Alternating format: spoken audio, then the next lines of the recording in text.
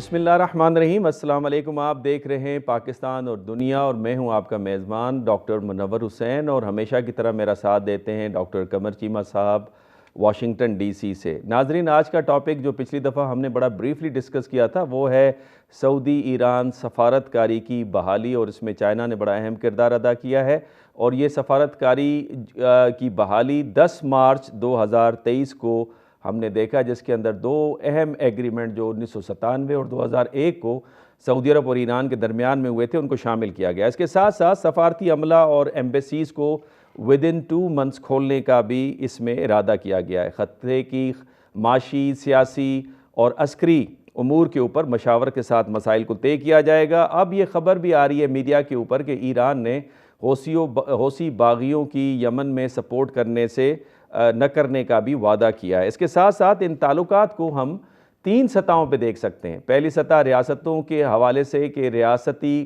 طور کے اوپر ان تعلقات کا کیا اثر ہوگا، جو 2 مختلف ریاستیں تھیں اور ایک ہی نظریے کے اوپر تھیں لیکن ان کی تشریحات مختلف تھیں، جس کی بنیاد کے اوپر تضاد اور ایک کھچاؤ ہمیں نظر آتا تھا۔ ان 2 مختلف ریاستوں کے درمیان میں ٹکراؤ نظر آ رہا تھا۔ اب وہ سفارتی تعلقات بحال ہوئے ہیں۔ دوسرے خطے کی سطح پر اگر دیکھیں تو یہ سفارتی تعلقات کی بحالی ہمیں خطے کے جو امور ہیں اور مسائل ہیں، جیسے یمن کے اندر ہم نے دیکھا، بحرین کے اندر دیکھا، عراق، سیریا کے اندر ہم نے دیکھا، لبنان کے اندر دیکھا، کیا وہ مسائل حل ہوں گے، اور اسی طرح بین الاقوامی سطح پر کیا یہ نئی ڈیل جو چائنا نے بروکر کی ہے، کیا یہ نئی ڈیل آکٹیگونل ملٹی پولر ورلڈ کو مضبوط کرے گی۔ اس حوالے سے ہم آج بات کریں گے۔ اس حوالے سے ایک طرف تو میرے ساتھ قمر چیمہ صاحب ہمیشہ کی طرح ہیں، اور اس کے ساتھ ساتھ ہم نے 2 اور مہمانوں کو دعوت دی ہے، ڈاکٹر فواد ایزدی جو نون تہران یونیورسٹی کے پروفیسر ہیں، اور پھر ایک مشہور سفارتکار، منجے ہوئے سفارتکار جو کہ اس وقت اپری میں سینئر ریسرچ آفیسر کے طور پہ کام کر رہے ہیں۔ میری مراد ہے آصف دورانی صاحب کو، جو کہ یو اے ای اور اس کے ساتھ ساتھ انہوں نے ایران کے اندر بھی سرو کیا۔ اس سے پہلے کہ میں ہسٹری دوں، قمر چیمہ صاحب آپ کو ویلکم کرتے ہیں شو کے اندر سر۔ بہت شکریہ ڈاکٹر صاحب، thank you very much. Doctor صاحب اگر آپ اجازت دیں تو میں 2 منٹ کے اندر ذرا ہسٹری بتا دوں ان دونوں ممالک کے درمیان میں تعلقات کی۔ اگر ہم ان تعلقات کو ناظرین دیکھیں تو ایرانی انقلاب کے بعد ان تعلقات کے اندر ہمیں کھچاؤ نظر آتا ہے، اور اس کی بنیادی وجہ یہ ہے کہ سعودی عرب جو کہ لیڈ کر رہا تھا اسلامک ورلڈ کو، ان کی لیڈرشپ تھریٹنڈ فیل ہو رہی تھی۔ اس کے ساتھ ساتھ پھر ہم نے دیکھا کہ 1989 سے لے کر 2005 تک ان تعلقات میں بہتری آئی۔ صدر اکبر ہاشمی رفسنجانی اور محمد خاتمی نے ان تعلقات کو بہتر کرنے کی کوشش کی۔ یہ وہی دور تھا جب 1997 میں سفارتی اور معاشی تکنیکی شعبوں میں تعاون کا ایگریمنٹ سائن ہوا، اور 2001 میں عسکری امور میں تعاون کا ایگریمنٹ سائن ہوا۔ اس کے بعد صدر محمود احمد نژاد 2005 میں آئے، اور انہوں نے ہارڈ لائن کو اڈاپٹ کیا اپنی فارن پالیسی کے اندر، اور تعلقات میں ہمیں معمولی سا کھچاؤ نظر آیا۔ اسی دوران 2011 میں عرب اسپرنگ شروع ہوئی، اور سعودی عرب نے الزام لگایا ایران کے اوپر کہ اس عرب اسپرنگ کو فیولنگ کرنے میں ایران کا ہاتھ ہے، اسپیشلی بحرین کے کیس کے اندر۔ یہی وجہ تھی کہ سعودی عرب نے اپنے 1000 فوجی بحرین کی حکومت کی مدد کرنے کے لیے بھیجے۔ 2011 میں شام میں جنگ شروع ہوئی، اور دونوں ممالک نے مختلف پارٹیوں کو سپورٹ کی۔ ایران نے بشار الاسد کی حکومت کو سپورٹ کیا، جبکہ سعودی عرب نے وہاں پہ سنی ریبلز کی مدد کرنا شروع کی۔ اسی دوران صدر حسن روحانی پاور میں آ گئے، اور 2015 میں یمن کی جنگ کا آغاز ہوا۔ اس جنگ کے اندر سعودی عرب نے وہاں کی حکومت کی سپورٹ کرنا شروع کی، جبکہ ایران نے حوثی باغیوں کی سپورٹ شروع کر دی۔ 2015 میں اسی دوران مکے میں حج کے دوران بگدڑ مچی، اور جس میں تقریباً 2000 حاجیوں کی ہلاکت ہوئی، جس میں 400 ایرانی تھے۔ ایرانی حکومت نے الزام لگایا سعودی حکومت کے اوپر کہ یہ ان کی مس مینجمنٹ تھی۔ 2016 میں سعودی عرب میں شیعہ مشہور عالم نمر النمر کا سر قلم کیا گیا بغاوت کے کیس کے اندر، جس کے اوپر ایران میں پروٹیسٹ شروع ہوئے اور سعودی ایمبیسی کے سامنے شروع ہوئے، جب سے تعلقات کٹ آف ہوئے۔ اسی 2016 میں ایران نے بھی اپنے لوگوں کو حج کرنے سے منع کر دیا۔ 2017 میں ہم نے دیکھا کہ سعودی عرب نے اپنے حامیوں سمیت قطر کا بھی کٹ آف کیا، تعلقات کو کٹ آف کیا، اور پھر اس کے بعد پھر ہم نے دیکھا کہ 2018 میں ایک نیوکلر ڈیل جو پریزیڈنٹ ٹرمپ نے کینسل کی ایران کے ساتھ، اس میں بھی سعودی پرنس محمد بن سلمان نے سعودی ٹیلی ویژن میں انٹرویو دیتے ہوئے وارن کیا کہ اگر آپ ایران کو اجازت دیں گے نیوکلر بام بنانے کی تو پھر سعودی عرب بھی اس کو فالو کرے گا اور بام بنائے گا۔ اس کے بعد پھر ہم نے دیکھا قاسم سلیمانی کی شہادت کا واقعہ پیش آیا عراق میں 2020 میں، اور اس طرح دراڑ مزید گہری ہوتی چلی گئی۔ اس کے بعد 2019 میں پاکستان نے انیشیٹو لیا، اسپیشلی اس وقت کے chief of army staff general Raheel Sharif, انہوں نے دورے کیے ایران کے بھی اور سعودی عرب کے۔ اس کے بعد ہم نے عمران خان کو بھی 2019 میں دیکھا، وہ بھی تشریف لے گئے اور دونوں ممالک کو قائل کرنے کی کوشش کی کہ بات چیت کا سلسلہ شروع ہو۔ اس کے بعد ہم نے 2021 میں بغداد کا انیشیٹو دیکھا، جس میں دونوں ممالک نے بات چیت کا آغاز کیا، اور اس میں بعد میں عمان بھی شامل ہوئے۔ تقریباً 4 ادوار ہوئے بات چیت کے، اور 5ویں دور میں چائنا کے اندر یہ معاملہ طے پایا۔ اس میں چائنیز صدر کا دورہ بڑا اہم تھا جب انہوں نے سعودی عرب کا دورہ کیا۔ اس طرح 4 دہائیوں پر مبنی سیاسی اور مذہبی اختلاف کا خاتمہ ہوا، اور ایک مضبوط ڈیل کے طور پر ہمارے سامنے آئی۔ اس کی اہمیت یہ ہے کہ خطے میں بد امنی کا خاتمہ ہوگا اور سیاسی مسائل کا حل ہوگا۔ چیمہ صاحب، میں نے یہ مختصر سی تاریخ بتائی ہے دونوں ممالک کے درمیان میں تعلقات کی، اس کے حوالے سے اگر آپ کچھ ایڈ کرنا چاہیں۔ نہیں، بہت زبردست، آپ نے بڑا اچھا ایک انٹرو دیا، ہمیں ہسٹوریکل انڈرسٹینڈنگ دی ہے ڈاکٹر صاحب۔ لیکن امپورٹنٹ سچویشن یہ ہے کہ یہ جو ڈیل ہے، اس کو ہمارے خطے میں تو اس کے لیے بڑا امپورٹنٹ ہے، اور اس میں پاکستان کے لیے بھی ایک لیسن ہے، اور پاکستان کے لیے لیسن ہے کہ جو پاکستان کی مختلف حکومتیں جو یہ سمجھتی نہیں ہیں کہ ہم سعودی عرب اور ایران کے درمیان ڈیل کروا سکتی ہیں، یہ ایک میسج دیا گیا ہے کہ پہلے آپ اپنا ہاؤس ان آرڈر کریں، ہمیں آپ کی ضرورت ان معاملات میں نہیں ہے۔ عرب ورلڈ سے انہوں نے دیکھے نا عمان کو اور عراق کو پک کیا ہے، اور وہاں سے انہوں نے گریٹ پارٹس میں سے انہوں نے چائنا کو پک کیا ہے۔ سو ایک تو یہ میسج نواز شریف صاحب بھی یہ کرتے رہے، عمران خان نے بھی یہ کرنے کی کوشش کی، لیکن یہ ہمیں بتایا گیا کہ ہم کہاں پہ کھڑے ہیں when it comes to such kind of a situation۔ ایک تو یہ چیز ہے۔ دوسری، اس ساری سچویشن میں اگر دیکھا جائے تو ڈاکٹر صاحب، جو گریٹ پاورز ہیں وہ پہلے تو پورا جو ہے امریکہ بھی پریشان ہو گیا کہ یہ ہو کیا رہا ہے۔ آپ سارے امریکہ کے پریس کو پڑھیں، نیوز ویک یہ کہتا ہے کہ جناب امریکہ کی ہیجمنی ختم ہوگی، فورن پالیسی میگزین یہ کہہ رہا ہے کہ جناب یہ ویک اپ کال ہے امریکہ کے لیے، پولیٹیکو یہ کہہ رہا ہے کہ یہ جو اس نے دنیا کو پریشان کر دیا، اور ایون کہ نیو یارک ٹائمز جو ہے اس نے کہا کہ جناب امریکہ کے لیے چیلنجز جو ہیں وہ بڑھ گئے ہیں۔ سو انٹرنیشنلی اس ساری ڈیل میں یہ جو چائنا ہے، اس کو ایک طرف آپ کو پتا ہے کہ امریکہ انڈو پیسیفک میں چائنا کے خلاف جو ایک گروپنگ کر رہا ہے، جس کو کبھی کوڈ کہا جاتا ہے، اس کو چائنیز کہتے ہیں، وہ ایشین نیٹو ہے۔ تو دوسری طرف چائنا جو ہے وہ یہ چیز لے کے سامنے آیا ہے کہ اس نے اتنے پرانے جو ڈیکیڈز اولڈ جو مخالفین تھے ان کی صلح کرا دی، اور دونوں آپ کو پتہ ہے انرجی ریچ کنٹریز ہیں، اور دونوں کو چائنا کی ضرورت ہے، لیکن چائنا کا اپنا کلاؤڈ بھی ہے۔ سو لارجلی یہ جو ڈیل ہے اس نے دنیا کو پریشان بھی کیا۔ اب مزے کی بات یہ ہے کہ اگر امریکہ اور جو بڑے ممالک ہیں انہوں نے ایران کو اس پرانے لینس سے دیکھنا بند نہ کیا تو ان کے لیے مسائل ہوں گے۔ فار ایگزامپل کل بھی میں دیکھ رہا تھا جی کہ وہ کہا جا رہا ہے کہ جی جو انٹرنیشنل اٹامک انرجی ایجنسی کی رپورٹ کے مطابق جو انریچمنٹ ہے ایران کے اندر وہ تقریباً 84% ہوئی ہے، جبکہ 90% انریچمنٹ چاہیے to produce a nuclear weapon. So مجھے لگتا ہے کہ امریکہ وہاں پہ سٹک ہو کے رہ گیا کہ ہمیں ایران کو ایسے ہی دیکھنا ہے، اور ہمیں مڈل ایسٹ کو پرانے لینس سے دیکھنا ہے۔ اور محمد بن سلمان نے بھی جس طرح بائیڈن صاحب نے کہا تھا ہم ان کو پرایا اسٹیٹ بنا دیں گے، اور وہ بھی بائیڈن صاحب کو پھر ایک سٹیپ پیچھے ہٹنا پڑا۔ جب بائیڈن صاحب پہنچے تو صرف محمد بن سلمان ان کو ریسیو کرنے والے تھے، جب شی جن پنگ پہنچے تھے ریاض میں تو پورا عرب ورلڈ جو تھا وہ شی جن پہ ساتھ کھڑا ہوا تھا۔ تو سعودی عرب نے بتا دیا ہے، لیکن ساتھ ہی آپ کو پتا ہے کہ کل پرسوں سعودی عرب نے بوئنگ کی بہت بڑی ڈیل کی ہے، اور کوئی 200 کے قریب جہاز وہ خرید رہے ہیں۔ سو مجھے ایسے لگ رہا ہے کہ جو پورا گلوبل آرڈر ہے وہ ری ڈرا اور ری شفٹنگ ہو رہی ہے۔ اس میں پاکستان کے لیے بھی بڑے ایڈوانٹیجز ہیں، اور سعودی عرب اور ایران کی جو قربت ہے اس کے لیے جو پورے مسلم ورلڈ میں جو ایک سیکٹیرینزم پھیلی تھی ڈاکٹر صاحب، جو کہ آپ کو سمجھنا چاہیے کولڈ وار سے لے کے اور ابھی تک ہمیں پاکستان میں بھی اس کی بڑی سزا بھگتی، پورا مسلم ورلڈ میں جو ہے وہ ایک سیکٹیرین لینڈ مائنز بچ گئی تھیں، اس کے خاتمے کی بھی ایک یہ لہر ہے، اور ہمیں اس کو دیکھنا چاہیے کہ پاکستان اس سے کیسے ایران اور سعودی عرب سے مزید انگیج کر سکتا ہے، اور پاکستان کو انٹائر اپنی عرب ورلڈ اور اس کی پالیسی ریڈرا کرتی ہے۔ بہت اہم بات کی ہے جو اسپیشلی جو یہاں پہ سیکٹیرین وائلنس پاکستان میں اکھاڑا بنا رہا، دونوں ممالک کے اختلافات کی وجہ سے. اس پہ مزید بات کریں گے لیکن اس سے پہلے ایک چھوٹی سی بریک لیتے ہیں.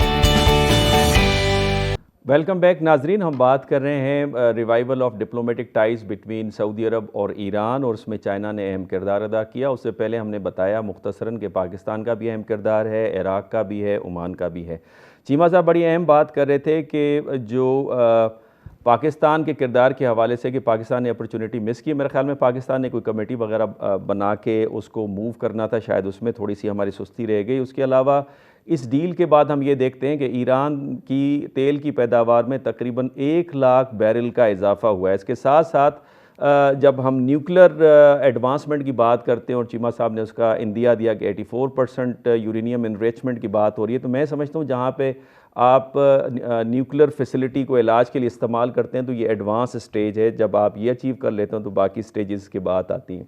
اس کے ساتھ ساتھ میں یہ بھی کہنا چاہوں گا کہ سعودی وزیر خارجہ نے ویسٹ کے اندر انٹرویو دیتے ہوئے کہا تھا کہ ہمارے لیے ویسٹ بھی امپورٹنٹ ہے اور ایسٹ بھی امپورٹنٹ ہے. چائنا کے ساتھ ہمارے اکنامک تعلقات ہیں. دنیا اس کو کس طرح سے لے رہی ہے اس ڈیولپمنٹ کو؟ اس حوالے سے کچھ ہم نے ٹویٹ سلیکٹ کی ہیں، وہ میں آپ کے سامنے رکھ دیتا ہوں. پہلے پاکستان کے ex prime minister Imran Khan صاحب نے ٹویٹ کی ہے کہ we welcome this development. My government had taken an initiative to bring KSA and Iran together for dialogue as part of our policy of wider engagement for peace and for unity of the Ummah. اس کے ساتھ جو گوڈنگ صاحب فرما رہے ہیں کہ China is occupying the leadership wide that Joe Biden left wide open, negotiating a peace deal between Iran and Saudi Arabia and likely trying to do the same with Russia and Ukraine. American weakness on full display here. اس کے ساتھ x Australian prime minister نے ایک ٹیلی vision کو interview دیتے ہوئے بڑی important بات کی. انہوں نے کہا کہ China does not threaten the U S. Nobody can threaten the U S. China has committed in the eyes of the U S the great sin to develop an economy as big as the U S.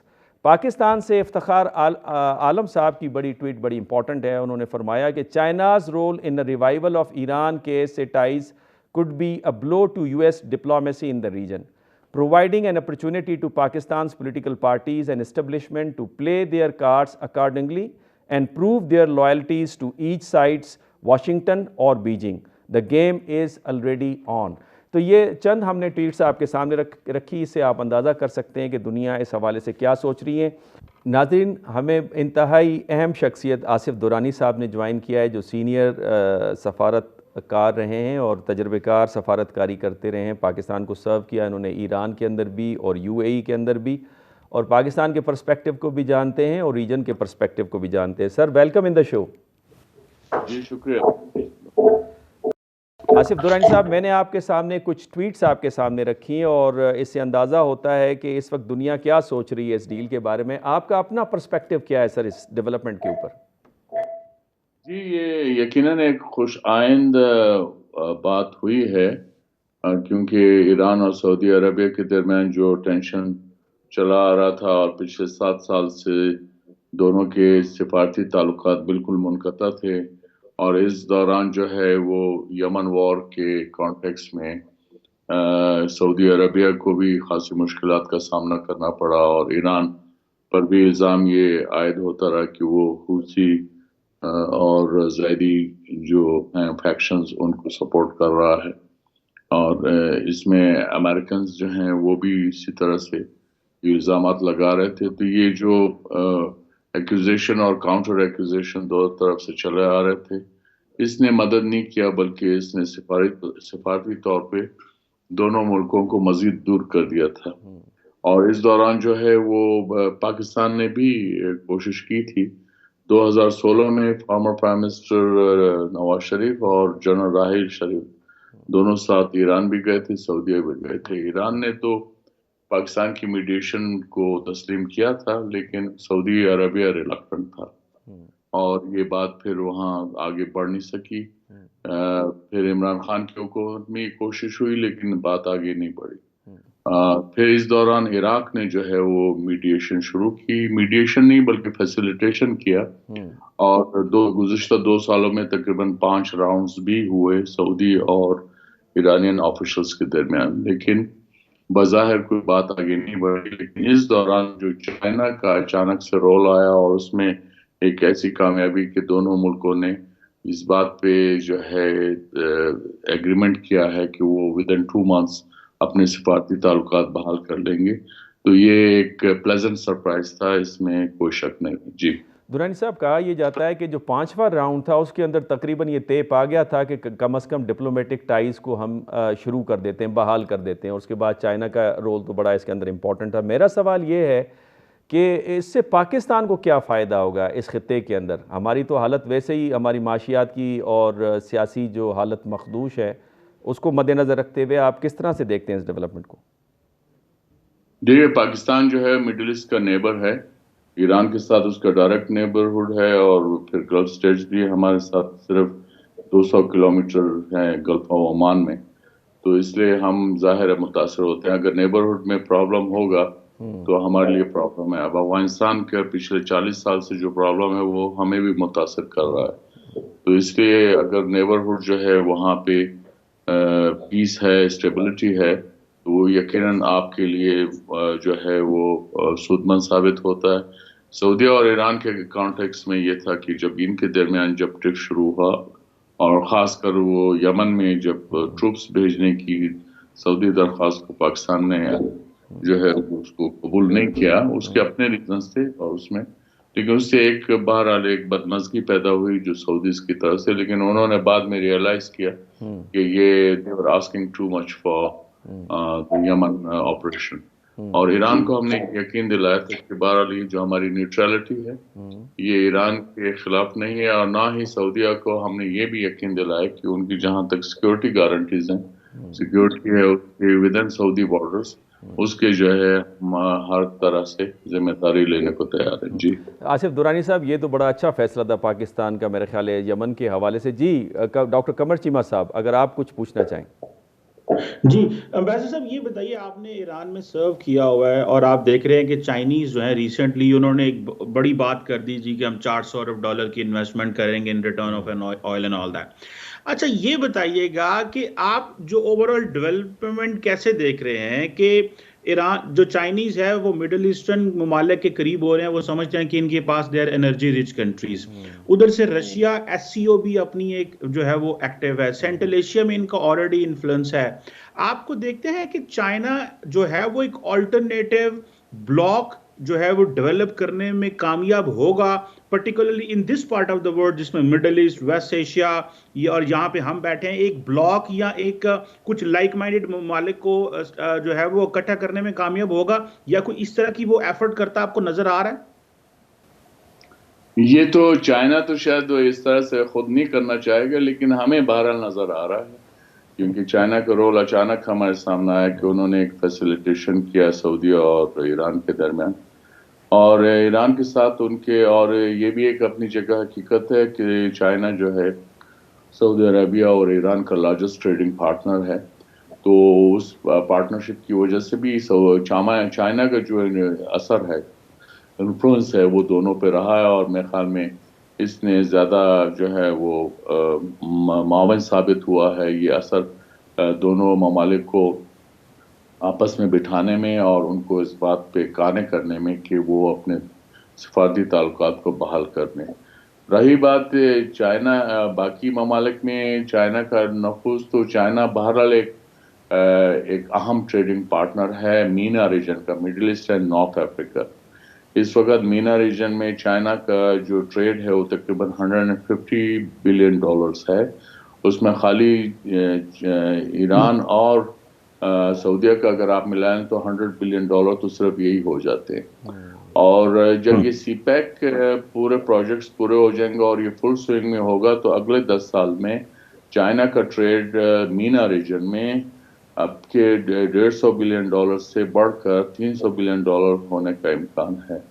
تو یہ ایک one one situation ہے، جس کے جب آپ اقتصادی طور پہ انٹیگریٹ ہو جاتے ہیں، تجارت آپس میں کرتے ہیں، تو بہت سے پازیٹیو ڈیولپمنٹس ہوتی ہیں۔ مثلا ممالک جو ہیں اگر ان کے سیاسی اختلافات بھی ہوں تو وہ ٹینشن کم ہو جاتا ہے، وہ وار سے دور ہو جاتے ہیں، اور اس کے ساتھ ہی پھر اس کا ایک پولیٹیکل انفلوئنس بھی ہو جاتا ہے کہ اور وہ پھر ایک آپ یہ سمجھیں کہ غیر ارادی طور پہ بھی وہ ایک بلاک کی صورت میں امرج ہونے لگتے ہیں. تو یہ China's involvement in Middle East has all the trappings of China's growing influence as well as the region بالکل emerging as an alliance. یہ بالکل ہو سکتا ہے اگرچہ فارمل شیپ یہ نہیں ہوگا میرے خیال میں، کیونکہ امریکہ بہرحال ایک سپر پاور ہے، ابھی بھی جی. نمبر 1 پاور ہے، اور امریکہ کا انفلوئنس اپنی جگہ ہے، لیکن اس میں امریکہ کچھ زیادہ ہیجانی کیفیت میں ہے چائنا کے مقابلے میں. جی چیمہ صاحب، جی اگر مجھے آپ اجازت صرف ایک کمنٹ دے دوں کہ یہ جو جی چائنیز بلاک کی آپ نے بات کی، تو چائنا تو اس کو ڈینائی کرتا ہوا ہمیں نظر آتا ہے، جس طرح دورانی صاحب نے بھی فرمایا. اور پھر ہمیں یہ معلوم ہے اگر چائنیز بیہیویئر کو ہم دیکھیں، اس کے پیٹرن کو، کہ 1500 میں نیول پاور تھا چائنا، کسی کالونی کو اس نے جا کے جو ہے وہ کالونائز نہیں کیا. پھر اس کے بعد چائنیز یہ کہتے ہیں کہ ہمارا بڑا مسئلہ جو ہے وہ دنیا کے اندر ایک نیا پولیٹیکل اینڈ اکنامک سسٹم لانا نہیں ہے، بلکہ اپنے لوگوں کو فیڈ کرنا ہے. اسی وجہ سے کشور محبوبانی جو نیشنل یونیورسٹی آف سنگاپور کے، ان کا آرگومنٹ یہ ہے کہ ویسٹ کو ٹیکنیکلی ہینڈل کرنا چاہیے چائنا کو. جو اسد درانی صاحب اور آپ دونوں سے میرا جو سوال ہوگا وہ یہ کہ یہ جو سی پیک اور چاہ بہار کی انٹریکشن آپ کس طرح دیکھتے ہیں اس ڈیل کے بعد؟ اور دوسرا یہ کہ امریکہ کا جو آرگومنٹ ہے جب اکانومی انٹیگریٹ ہو جاتی ہیں، جو آصف درانی صاحب نے فرمایا، تو پھر چھوٹے ممالک کا جو پولیٹیکل سسٹم ہے وہ کمپرومائز ہو جاتا ہے. اسپیشلی وہ پاکستان کے کانٹیکسٹ میں کہہ رہے تھے کہ پاکستان کی جو انفینسی ڈیموکریسی ہے وہ کمپرومائز ہو جائے گی، اور چائنیز جو ایک جو سسٹم ہے سوشلسٹ سسٹم، وہ آ کے پاکستان کے اندر نافذ ہو جائے گا. جی جی میں نے یہ ہرگز نہیں کہا کہ ہمارا سسٹم کمپرومائز ہو جائے گا. امریکن میرا آرگومنٹ خیال سر، امریکن آرگومنٹ ہے. پتہ نہیں.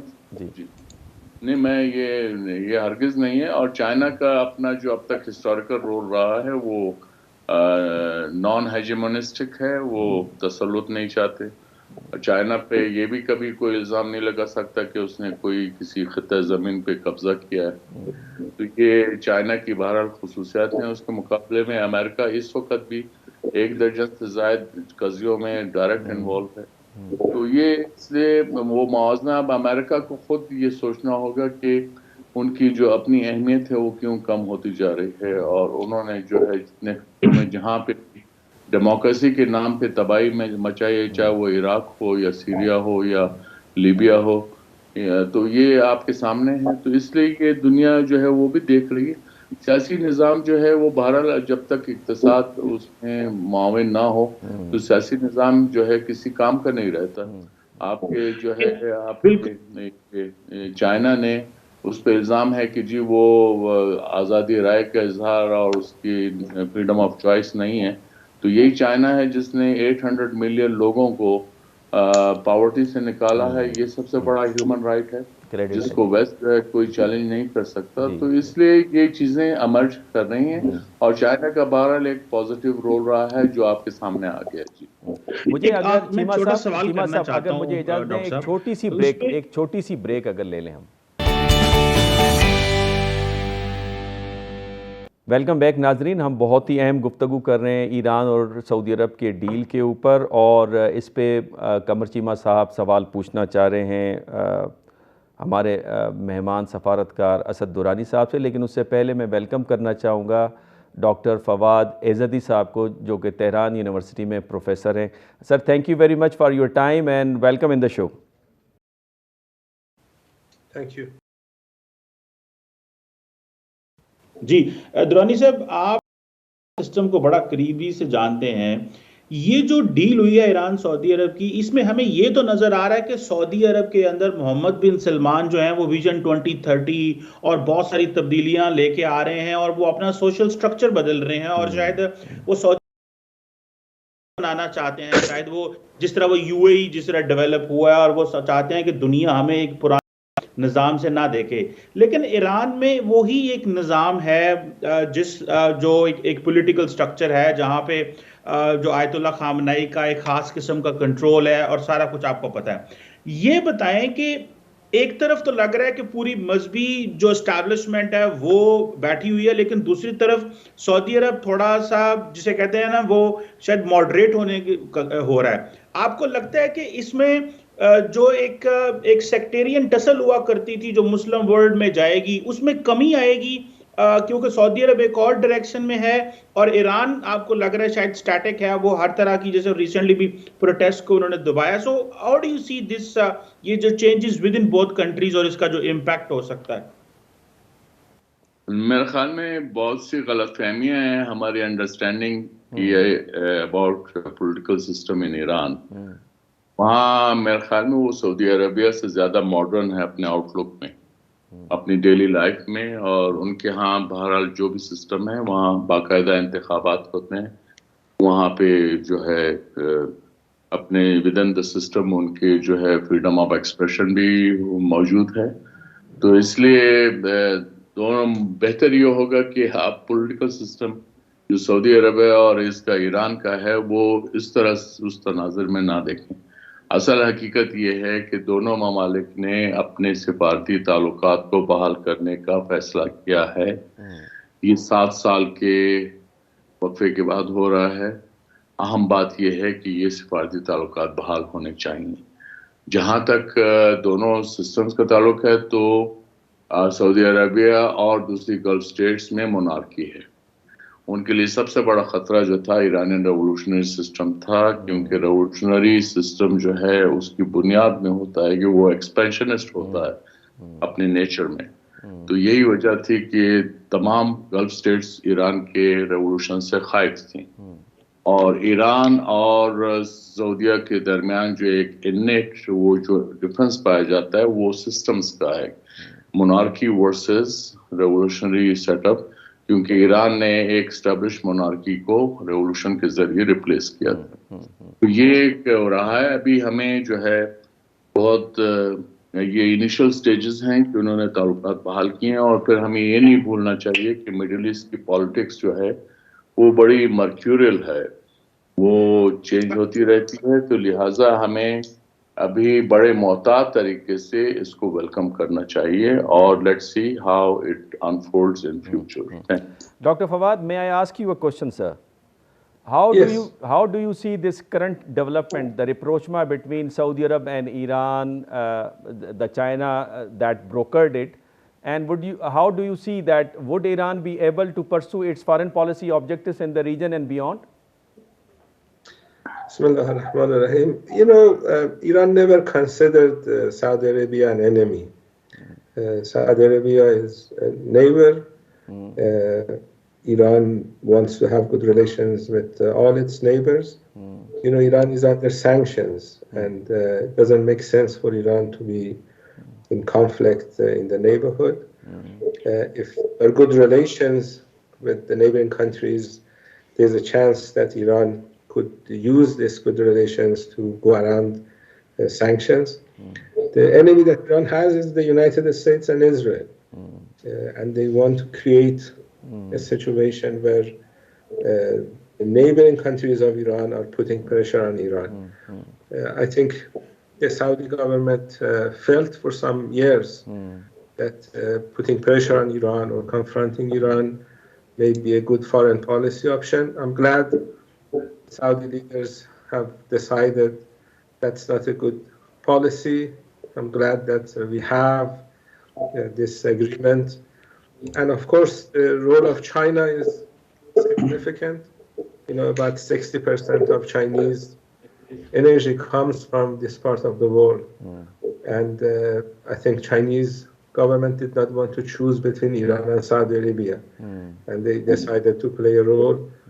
And Iran was willing and able to have normalized relations with Saudi Arabia, and the Saudis have come to the same conclusion. So I think we are moving forward, and this is also going to be important for Pakistan, I think, since Pakistan has good relations with both Iran and Saudi Arabia. I think Pakistan is in more or less the same position as China, not wanting to choose between two friends. And I think that resolves that issue for Pakistan as well. How do you see the ex-Prime Minister, Israeli Prime Minister Bennett's statement that this development is a major blow to the Israeli strategy of isolating Iran?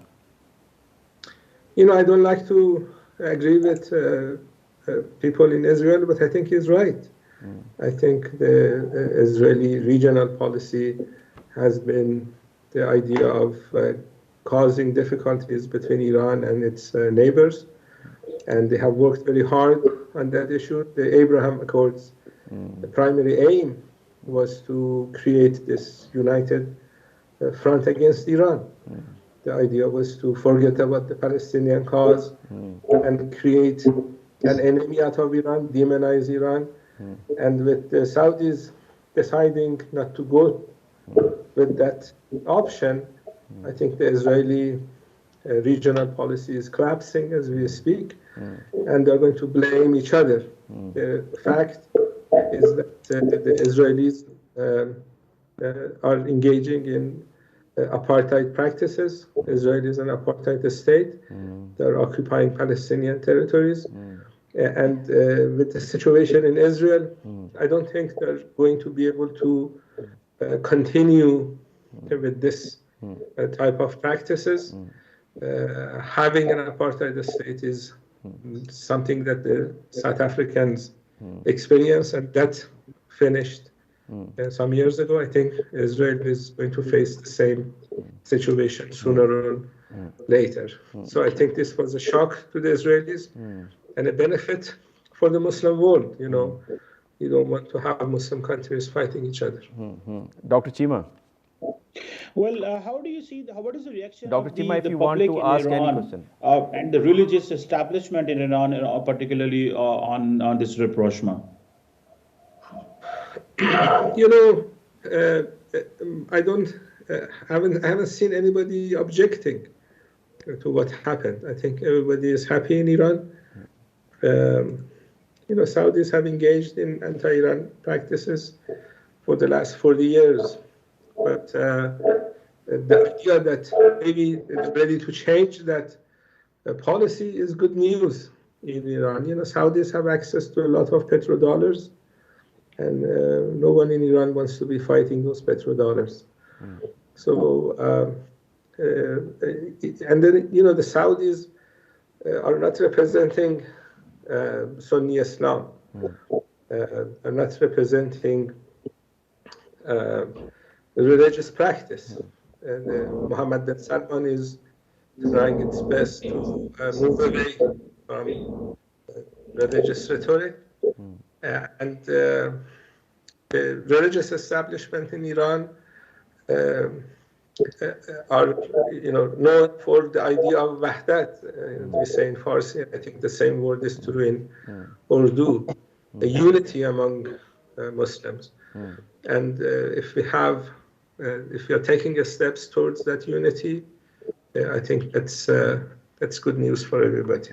अच्छा, ये बताइएगा ambassador साहब कि ये जो एक तरफ तो सऊदी अरब जो है उसके जो रिलेशनशिप हैं ईरान के साथ, इजराइल के साथ, वो हमें नॉर्मलाइज होते हुए नज़र आ रहे हैं, और दूसरी तरफ जो है ईरान की एक एंटागोनिस्टिक पॉलिसी है विज़ावी ईरान। तो इससे आप किस तरह से देखते हैं इस डेवलपमेंट को? मैं नहीं समझता कि सऊदी अरबिया ने जो है वो फौरी तौर पे इजराइल के साथ ताल्लुकात बना रहा है। उन्होंने अपनी शराइत पेश कर दी हैं कि जिसका ताल्लुक जो है वो किंग अब्दुल्ला का जो 2 स्टेट फार्मूला है उस पे होगा। सेकेंडली उन्होंने शर्त ये रखी है कि जो है सऊदी अरबिया को भी nuclear technology for peaceful purposes उसका एक्सेस दिया जाए। तो इसलिए इजराइल को मेरे ख्याल में इतना फायदा नहीं होगा। जहां तक सऊदी का रिकग्निशन की बात है, कुछ यस कंसेशंस दी हैं वो उसमें यूएई की वजह से और फ्लाइट परमिशन, लेकिन इमीडिएटली वो नहीं करेगा क्योंकि सऊदी अरेबिया को भी पता है कि उनका एक स्टेटस है इस्लामिक दुनिया में, तो इसलिए वो सोच विचार करके फिर ये फैसला करेंगे। आपको लगता है सर कि वो इब्राहिम अकॉर्ड को ज्वाइन करने जाएंगे सऊदी अरब? नहीं, अभी फौरी तौर पे नहीं करेंगे, वो they will take their own time. Ji okay जी, कमर चीमा साहब। बिल्कुल ठीक कह रहे हैं। और अम्बासडर साहब ये बताइएगा कि ये जो आपने तो कहा कि वो नहीं करे, लेकिन सऊदी अरब जो अमेरिका से सिक्योरिटीज मांग रहा है, आपको क्या लगता है? और वो कहा जा रहा है कि इन रिस्पॉन्स, जिसमें for example civil nuclear deal की एक्सेस की बात कर रहे हैं, और भी जो सिक्योरिटीज मांग रहे हैं, तो उसके बाद वो शायद इजराइल को जो है वो एक्सेप्ट करेंगे। आपको लगता है कि लार्जली मिडल ईस्ट के अंदर ये एक जो बात डेवलप हो गई है कि अभी हमें जंगों से बाहर निकलना है, और पर्टिकुलरली हमें इजराइल के मसले को और फलस्तीन के मसले को भी हल करना है, और ये इसकी आपको लगता है कि एक अरब आउटलुक होगी एज कंपेयर टू एक मुस्लिम outlook in resolving the Palestine conflict? मेरे ख्याल में दोनों पैरेलल चलेंगे। अरब आउटलुक अरब लीग का पहले ही था, ये किंग अब्दुल्ला का प्लान तो अरब लीग में ही पेश हुआ था, लेकिन उसको ओआईसी ने भी अडॉप्ट किया था। तो ये दोनों स्ट्रीम पैरेलल चलेंगे, इसमें जो है वो ये कोई ऐसी डेवलपमेंट नहीं होगी। बहरहाल वो अरब ममालिक तो हैं, वो अपनी अरब आइडेंटिटी असर्ट भी करते हैं। ये हम लोग जज्बाती हो जाते हैं मुस्लिम उम्मा करके, लेकिन ऐसी बात नहीं है। हर एक इंडिविजुअल कंट्रीज हैं, उनके इंटरेस्ट होते हैं। जी अच्छा, डॉक्टर एजदी साहब, doctor Fawad, this may be the last question of the program. How do you see this development? Would it have any impact on the relationship between Pakistan and Iran? You know, historically, the relationship between Iran and Pakistan has been quite good. Just in about last week or so, we had an agreement on energy exchange, electricity exchanges. And given the fact that there are a lot of cultural and political and economic linkages, the relationship can only grow. And given the fact that the Raisi administration came into office with the promise of improving relations with Iran's neighbors, obviously Pakistan is an important neighbor of Iran.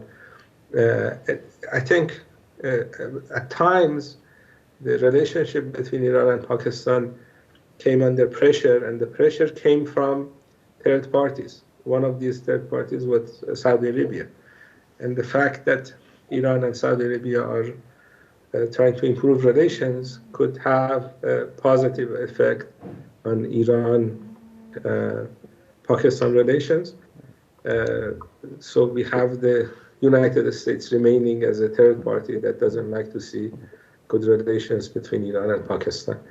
And hopefully, as we progress and this normalization of relations between Iran and Saudi Arabia goes further, I think we can expect better relations between Iran and Pakistan. That's at least the hope that we have.